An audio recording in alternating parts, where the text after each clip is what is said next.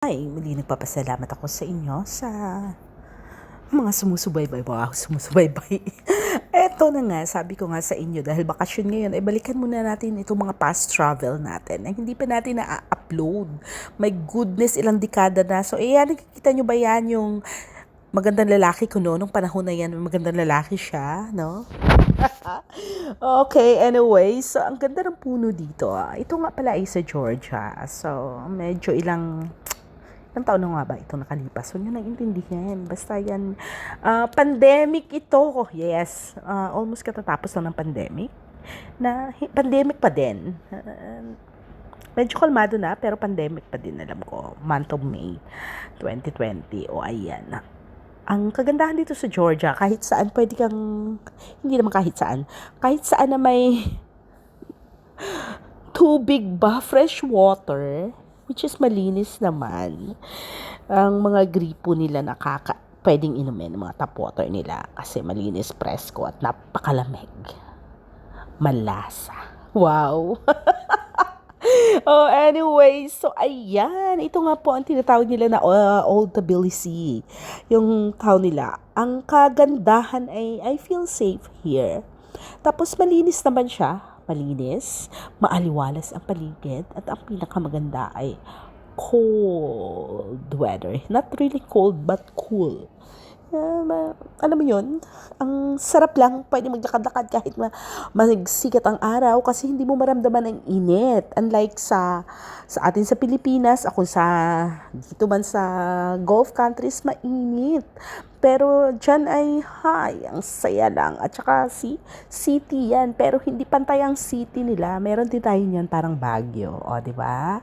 Hindi pantay, makikita mo may waterfalls, tapos may mga building sa gilid. So, di ba, ang city nila nasa waterfalls.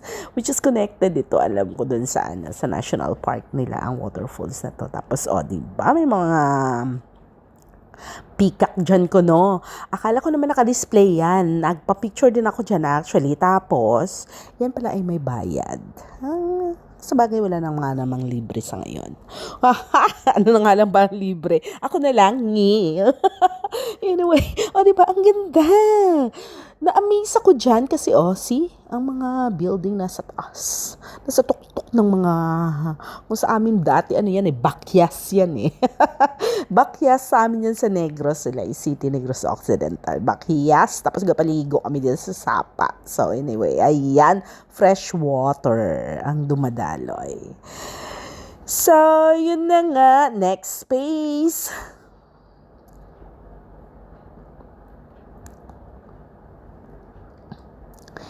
Ito naman ay, dito lang din yan sa malapit. Kung saan aram ko may gruto, ayun, nakikita nyo ba yan sa gitna na yan, yun sa tuktok ng bundok. May gruto ng, yan dyan ng Lord, Lourdes ba yun? Sa atin ba yung Lourdes? Sa gruto. Basta, may malaking grotto naman yung tawag sa atin, di ba? Monument Chuvanes Ek. Anyway, ganyan ang itsura ng kanila city ng Old Tbilisi. Andun nga yung President Palace, ewan ko nga, ayun ang famous bridge nila. Well, famous bridge. Anyway, so diba, yun na, nakakatuwa lang. At dahil nga, sabi ay hiking-hikingan ko, no? Ito talaga yung binayad ko dito Pero ang ganda naman kasi pag yan naman ang lakaran mo, kahit saan may bulaklak, di ba kung saan tumutubo. Pero hirap na ako dyan, ilang taon pa lang yan lalo na ngayon. Hoy, sexy na ako ngayon, daw. Anyway, so ganyan nga, lilintian. Hirap ako dyan. At ito naman ang kasama ko na nagmamayabang na medyo matangos ang ilong. Ayan. Gustong-gusto niya nakita yung paghihirap ko. Ang hindi ko maintindihan. Madami namang daanan. Bakit pa kailangan namin ditong dumaan? Kasi nga daw hiking ko, no? Diba? Oh my goodness, ang hirap. Hingal na hingal ako dyan. Tingnan nyo lang kung gaano. Ang taas. Hindi ko talaga maintindihan. Bakit kami dito dumaan? Paano pag nahulog ako dyan? Diyos me, sino nang aangkin ng mga kayamanan ko? Wow. Yun naman yung pala yung balon. Ang hirap naman talaga. O, kita mo. Sabi sa inyo, sexy talaga ako Sa mga nagsasabing mataba ako, chubby lang po talaga ako. Pero pwede din naman. May konti may pagmamalaki na. Huwag niya nang titigan. Punyemas naman, no? Ayun na nga, o, di ba? Tapos, binalaanan ko pa siya dyan. Dahil yung damo na yan, or hindi ko alam, wild grass, chauviness ek-ek, yung hindi nangangain, basta masakit pag nasagasaan mo. Sinabihan ko pa siya, concerned citizen pa ako dyan, di ba? Oh. Ang ganda naman kasi, nakita kanyo yung balloon, dun yun sa main ng Tbilisi, dun sa may part nila. Tapos, nandito kami banda, oh. Kasi parang nilakad lang namin yung pumunta, hinike namin yan papunta dyan, then later part, pagbalik, doon sasakay namin dyan sa cable car na yan. Hindi ko alam bakit hindi kami nag-cable car papunta, kasi gusto nga ma-explore ang paligid. Yan naman talagang pinunta natin, di ba? Gusto mo mag-travel, i-explore mo. Huwag ka lang pumunta doon, umupo ka lang, kumuha ng check-in ka lang sa airport at mag-picture travel na hindi. Kaya explore mo, wow, yabang. Hindi, sinusulit ko lang po talaga yung ginastos ko. So, yan na nga. Ang ganda ka naman ng view at sobrang hangin. So, kahit na hirap ka, ha? Lakad-lakad muna tayo dyan. O, di ba ang ganda-ganda ko? Dahil nga sabihin mo malamig, pero dahil may araw kanina, medyo sunog na ako, di ba? Pahapon na yan. Malamang mga nasa 6 na yan or 7. Dahil nga late naman ang kanilang gabi doon. Parang tunod ang araw, ilongga tayo, di ba? Parang ang takip silim doon sa kanila ay around 8, yata 9:40 that time, o almost 10, parang ganon. So, gabi na yan actually. Pag sa atin yan, gabi na yan. Pero dahil nga may araw pa, hindi mo siya ramdam. Masalamat naman nag-cable car na kami. Oh my goodness.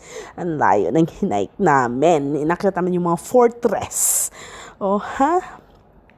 Sa mga nagtatanong pala, dati, matagal na itong video. Sabi ko nga sa inyo, pandemic, nakamas si Inday. Oh. Kasi nga, hindi ko siya na-compile. Bisibisihan ko no daw. Ilang taon bisibisihan. Isayang naman, kung itago ko lang naman ito, at saka plano ko nang mag-clean up ng phone at saka mga hard drive, no? Kaya, kinumpile ko na siya.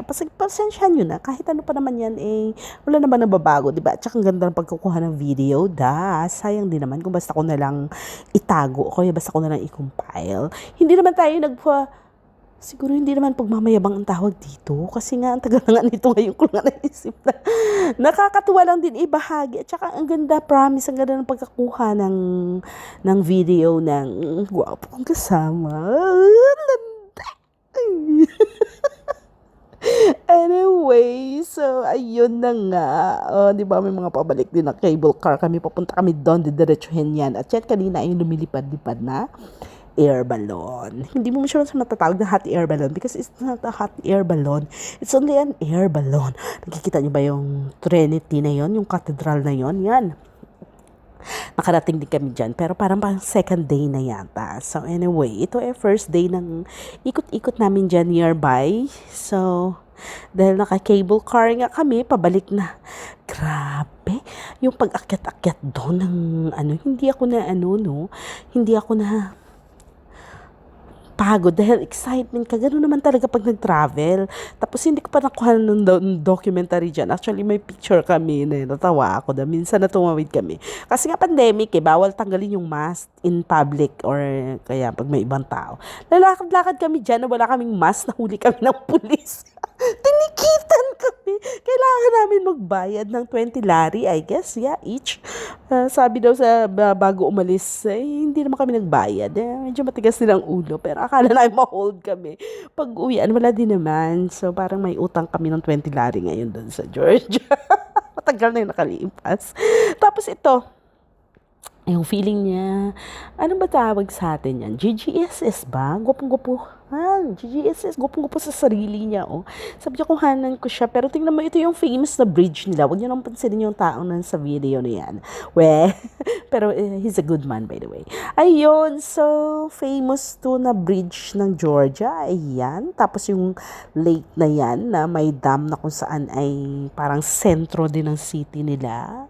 At saka ng kanilang tourist spot. Diba? Sarap lang magdiwaliw dito. Oh. Gabi na yan. Pero takip silim pa lang doon. Maybe 8:30, around 8:30 na ito. 8:30 p.m. Yes. Kasi alam ko 9:30 No, siguro mga magna-9 na kasi 9:30 alam ko ang sunset that time eh. Oh, siya. Yan ang pinaka-city nila. Ang sarap na naman. Tapos ano yan, actually hindi siya, daming actually pansin ko din. Hindi siya, ang, ano yan dyan, ang saya, kaya ganyan na parang mga tao kasi may banda dyan si Joseph, alam ko yes, Joseph siya ang YouTube channel niya. May banda dyan kaya ang daming nakatambay, ang daming nag-chill lang, nakikinig ng banda, maglalagay ng pera kung may pera ka, di ba? Ayan, dami rin kumukuha ng video. Ang saya lang din naman dito. At saka ang nakakatuwa dyan sa Georgia, approachable yung mga tao. Hindi man sila ganun katalas mag-English. Minsan ito pala may kwento ako. Kanina, medyo maaga pa. Lunch yata yun. Ang lunch namin around 2 to 3 p.m. yata yun. Kasi free breakfast kami sa hotel. Tapos nag-lunch kami dyan. Bago sumabak sa hiking. Natawa ako kasi nasa restaurant kami, then, ang kasama ko, hindi siya kumakain ng pork, sorry, ako naman nag-enjoy ako sa pork. Tapos, ano tawag dito? Nagtanong siya, kasi madaming meat kung anong meat, which one, ganyan. So, dahil nga walang English, nahirapan kami doon kay ate, alam mo, so nag-initiate ako na, is this a wow. Ewan ko lang kung tama yung sounds ko. Tapos sabi niya, no. Umiling siya. Tapos sabi ko, me? No. You know what? So, ang dami kong sinabi. Tapos siya yung nag-sound sabi niya, no, it's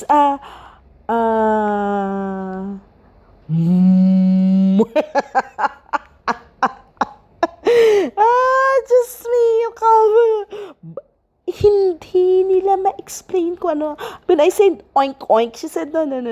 So it's a cow. But then siguro mali yung sound ko sa beginning. Okay, bye.